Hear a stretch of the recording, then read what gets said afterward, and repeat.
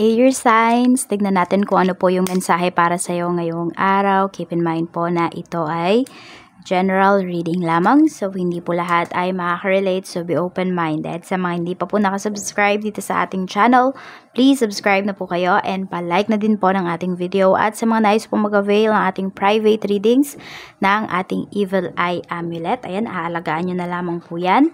Mag-message na po kayo sa ating Facebook page, Tarot Intentions by Aliana Reyes. Nakalagay po yung link niyan sa description box. Click nyo na lamang po. Kung hindi nyo naman makita yung description box, message na lang kayo directly sa ating Facebook page. Okay, so cleanse muna natin yung space mo, air signs, Gemini, Libra, and Aquarius. Kung may mga nasagap man kayo na negativities kahapon, nire-release na po natin yan. Ayan, hindi na yan makaka-apekto sa inyo ngayong araw. Tuloy-tuloy na ang blessings for today sa inyo. Air signs, kung may nagbabad mouth man sa inyo, may nag-evil eye man sa inyo, inaalis na po natin yan, nire-release na natin yan. Okay, so umpisa na po natin ang reading mo. Air signs, Gemini, Libra, and Aquarius.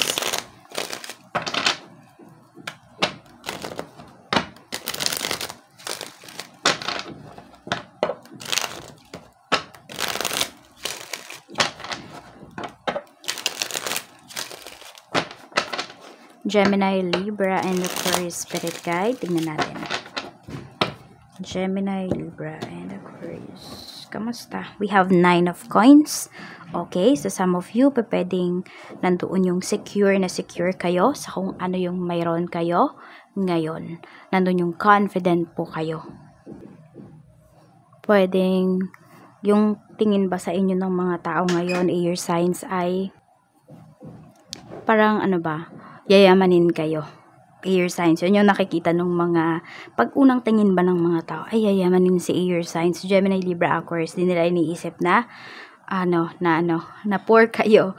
Lagi nilang nakikita na mayroon kayo. Ayan. So, claim mo na yung mga nakikita na yan ng mga tao na yan. Yung mga sinasabi nila sa'yo na positive things. I-claim mo yan. Mangyayari yan. Air signs. Ayan. So, nandun nga din na pwedeng nabibili nyo ngayon yung mga gusto ninyo. Yung hindi ba kayo nangangamba, teka, baka kulang yung budget ko, etc. Sa family naman, we have Knight of Swords at mayroon tayo ditong 5 of Cups. Okay. So, pwedeng may sagutan. Tapos, ang nangyayari po dito, sabihin natin na may mainit yung ulo sa family members ngayon. Tapos, nagkasigawan, nagkasakitan. Nagkasakitan in a way na pwedeng physical, pwede rin naman na more on salita. So, yung tao na nakapagsalita ng masakit ngayon is nagsisisi siya. Gusto niyang bawin yung sinabi niya. O, nagigilty ba? Ganun. So, kaya, air signs, kung kayo man to, kung energy nyo man yung na-pick up natin, is wag po talaga kayo magsasalita kapag kayo ay emotional. Kasi kung ano-ano talaga yung masasabi ninyo. Alam nyo naman yan, air signs, na kapag kayo ay talaga galit, nananahimik na lang kayo kasi nga may masasabi kayong masakit. Kaya, ayun, baka madala kayo ngayon at may masabi kayo, kayo din yung magigilty kasi. Kahit nasabihin natin na alam mo na mali naman yung tao na yun or mali yung family members mo na yun sa kanyang ginawa.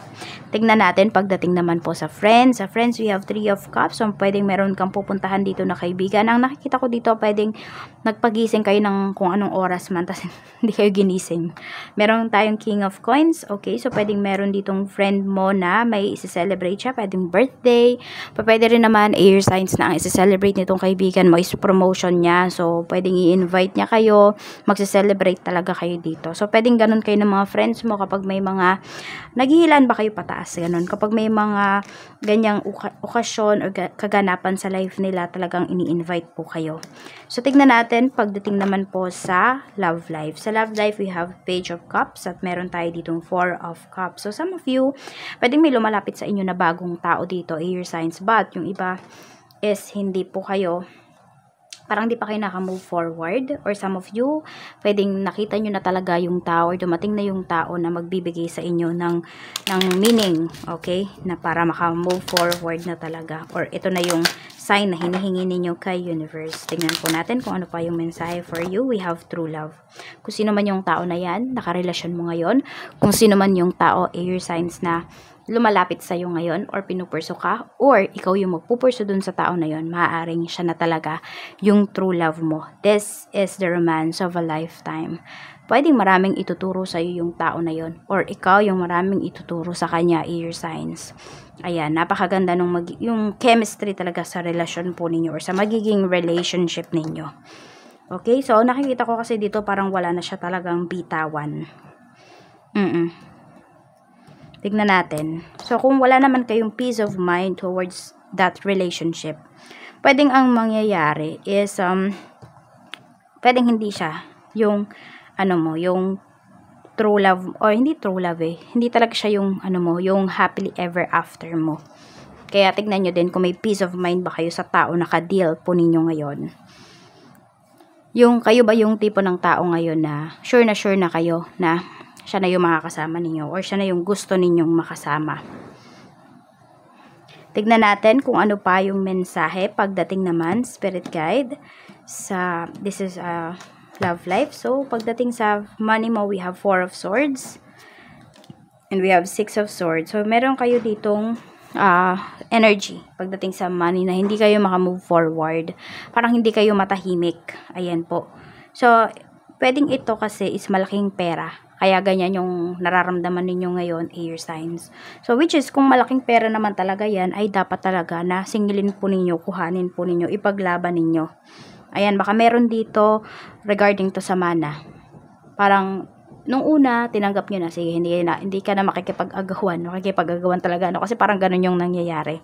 Parang wala na kayong paki dun sa mana. Sige, lumayo kayo. Pero ngayon, parang hinahanap kayo nung energy na yon, bumabalik siya. So, na-realize niyo na rights nyo pala yon. Kaya ito, yung iba sa inyo, parang hindi kayo makatulog kasi nga, yun, meron palang unfinished business. Kailangan nyo palang kuhanin yun. Para sa inyo pala talaga yun.